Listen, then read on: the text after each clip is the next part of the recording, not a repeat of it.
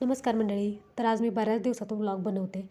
कारण आत्यांचं ऑपरेशन झालं त्याच्यामुळं माझ्या एकटीवर खूप लोड आला. त्यामुळे मला व्लॉग करणंच पॉसिबल होत नव्हतं. त्यातूनही थोडाफार वेळ मिळाला तर मला कंटाळा यायचा, त्यामुळे मी झोपून जायचे. तर आज ठरवलं होतं मी व्लॉग बनवायचाच. तर आज सकाळी मी पटकन माझं आवरून घेतलं, नादविकला ब्रश करायला दिला.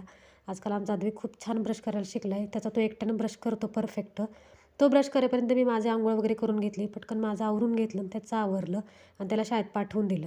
आता त्याला शाळेत पाठवून दिलं तोपर्यंत मी माझा स्वयंपाक वगैरे आवरून घेतला आणि आज स्वयंपाकामध्ये चपाती, कोबीची भाजी आणि मस्त असं श्रीखंड बनवलं होतं. मी पहिल्यांदा बनवलं आहे माझ्या हातानं.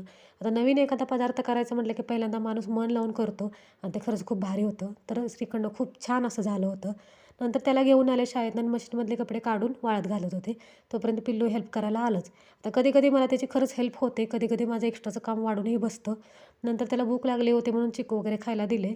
तर आमच्या आद्विकला खरंच खूप चिक्कू आवडतात. तो कधीही कुठेही खाऊ शकतो. एवढे अप्रतिम त्याला चिक्कू आवडतात.